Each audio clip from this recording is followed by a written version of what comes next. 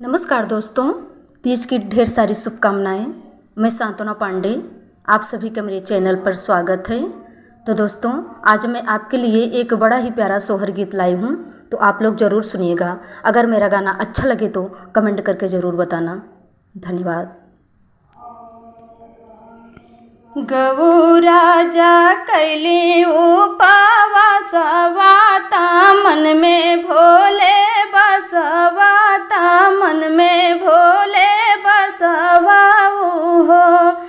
अरे रामा सजली हैं सारी सारी रतिया, पिया कैसो रतिया, पिया कैसो रतिया हो। अरे रामा सजली हैं सारी सारी रतिया, पिया कैसो रतिया, पिया कैसो रतिया। टिकावा जा सोहे लाली लरवाता, मगिया से नुरवाता, मगिया से नुरवाऊ हो। अरे रामाया खिया माँ सोहेला गजरवाता, केसिया गजरवाता, केसिया गजरवाऊ हो।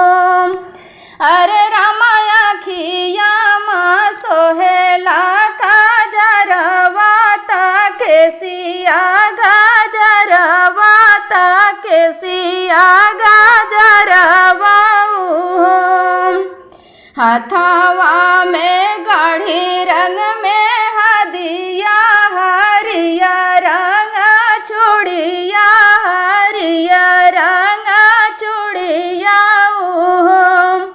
अरे रामाया गे पीछे पहिरई कंगनवाता, चटकी चुनरिया, चटकी चुनरिया हो।